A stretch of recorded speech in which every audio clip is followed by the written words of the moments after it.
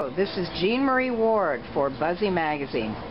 With me today is Mike Cole, Coast Guard officer and author of the Shadow Ops series, featuring renegade sorcerer Oscar Britton. Welcome, Mike. Thanks for having me. Oscar starts Control Point, the first book of the series, as an Army officer who totally buys into the company line, but that soon changes. How much of that is total fiction, and how much of it reflects your own experience in the military? That's a heck of a question to lead off with. I would say that the military is a large bureaucracy, and I think one of the things I wanted to explore through Control Point was the phenomenon of large bureaucracies having to deal with society-threatening existential changes through the lens of a single person. The fact is that if you're going to move hundreds of millions of dollars of equipment, hundreds of thousands of people all in the same direction, you really can't adjust for personal idiosyncrasies and individual quirks. So sometimes people get steamrolled, and sometimes those are good people, and sometimes those people have to make hard choices between the mission and what they feel is right. And I have certainly seen that in the real world, and it was something I wanted to explore through fantasy. One of the things I liked about the book was, having worked in DoD, it doesn't matter what you are dealing with, there's a regulation for that. Absolutely. And that was the thing, is those regulations deal poorly with, you know, the gray areas in life, which there always are. And if those gray areas especially deal with something that's incredibly dangerous, against which individual rights have to be balanced, that creates a really cool mix for a story, and that was something I wanted to explore. We talked about the bad aspect of being in the military. There's a regulation for that. There's frequently conflict between individual rights and liberties and the needs of the mission.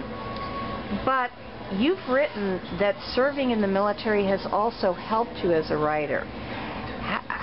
How is that possible? Well, I do want to say this. While I'm cognizant of the frustrations and the challenges of being in the military, I love being in the military. You're going to need a crowbar to get me out of it. It's been an incredibly enriching and expansive experience for me. And part of that is obviously personal discipline. But more importantly, my joining the military was the opposite of what I expected it would be. I expected the military to be this family and machine that would take me in and take care of my every need and tell me what to do. And in fact, the opposite is true. The military emphasizes personal responsibility and consequences. No one stands there and makes me put my uniform on correctly. No one makes me get to work on time. No one makes me fulfill the obligations, but consequences are enforced if I don't meet the obligations of my military contract and of my commissioning oath. And what's amazing about that is it's made me so much more competent. There was a sort of leveling up, if you will, in my ability to deal with all aspects of life. Because the reality of it is when you look back for someone to ask a question to, there's no one to ask.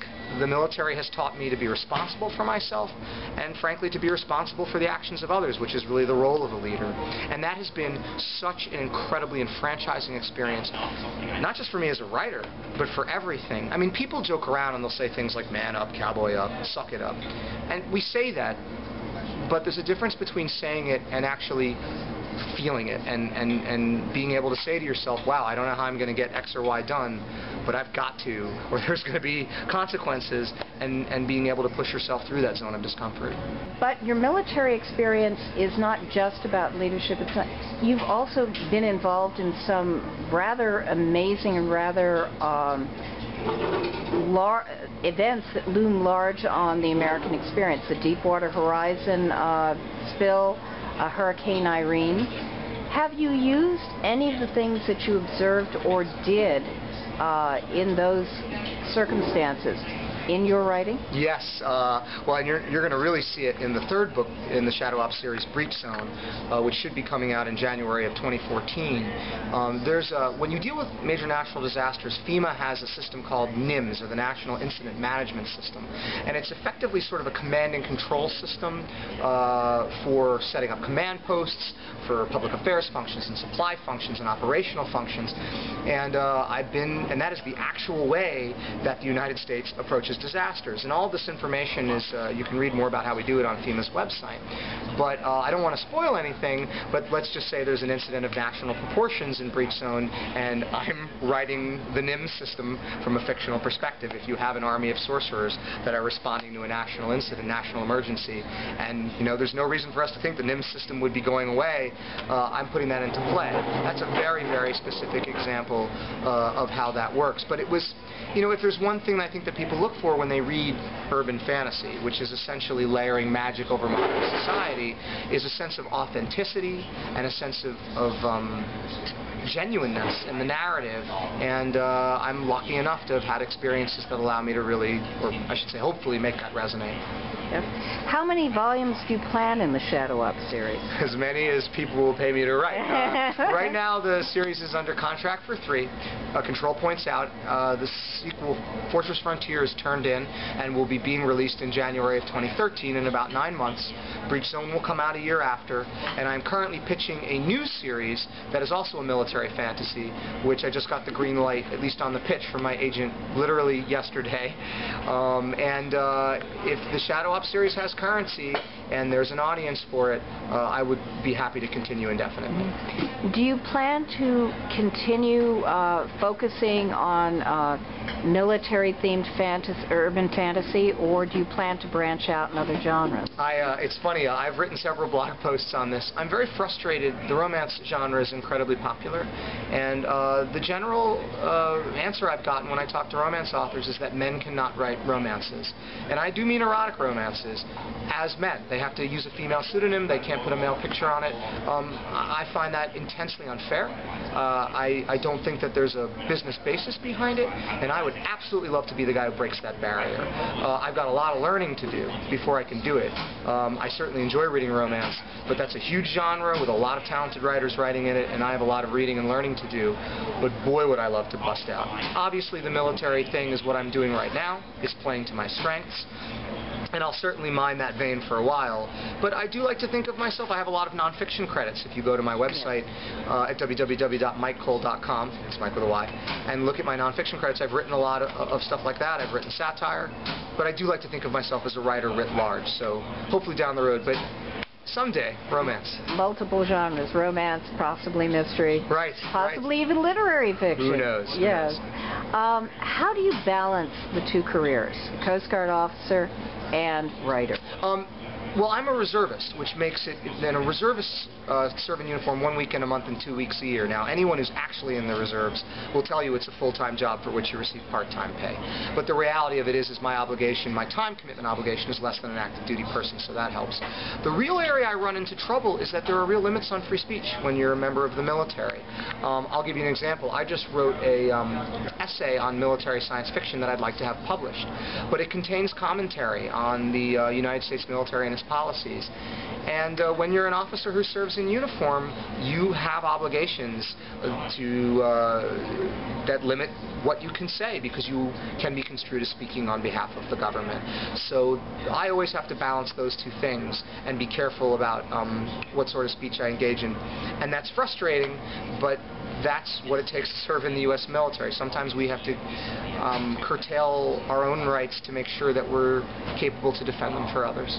Okay, you mentioned that you made a pitch to your agent. Can you tell us something about that? It's a similar universe to Shadow Ops, but it's lower magic, and it revolves around, whereas Shadow Ops I would describe as more superhero, I would describe this idea as more occult, but this idea of a union between fire team level, hard-bitten special forces operators and magic is still at the basis of it. I think it's different enough that folks who either were not as into the Shadow Ops series or want something different will enjoy it, but I also think it's similar enough that it plays to my strengths and that fans of the Shadow Ops series will like it very much. And you won't have to use a pseudonym.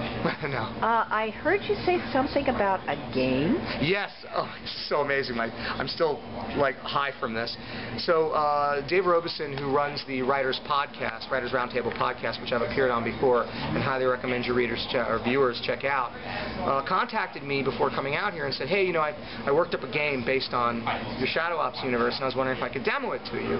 And I encourage any kind of fan participation in my work, so I was excited, but frankly, I wasn't sure what to expect. Well, we played it once yesterday, and it was so brilliantly conceived, and the mechanics of the game, which is of course the hard part, the conceit of the game, he sort of took my book, but the mechanics of the game were so solid that I just demoed it again, played it again today in front of my agent, in front of Peter V. Brett, who's a major writer, in front of Justin Landon from Stafford's Musings, the book review site, and a couple of fans who are big-time gamers, and everyone was like, this is rock solid. So right now, Dave and I are just sort of reeling from that initial success and thinking about how we're going to move forward with it, but we're definitely going to try to develop it. It's a sort of simplified strategy war game played on a tabletop. And also, like, I mean, frankly, how cool is it that my art inspired someone to make not just a game, but a really good game? And I'm really hoping we can go somewhere great with it. This is the best job ever, isn't it? It's absolutely the best job ever. Okay. Anything you'd like to add? I don't know when your viewers are going to see this, but as folks know, tomorrow is Memorial Day, which is a pretty solemn day for us. You know, I've done 3 spins in Iraq. I was one of the lucky people who made it back. There's plenty of people who didn't, and that's something I try to remember. And I always like to try to encourage reviewers. The military, as we've already discussed, has its frustrations and has its challenges, but in the end I see it as one of the biggest forces for good in this country, and I'd like folks to consider, if they really want to help out, to consider a reserve commitment, or if you do have limitations that prevent you from serving in uniform, all 5 branches have auxiliaries that are open to civilians, and I hope folks would consider stepping up and helping out. Okay, thank you, Mike, and thank you from Buzzy Magazine. Thanks so much for having me. Our pleasure.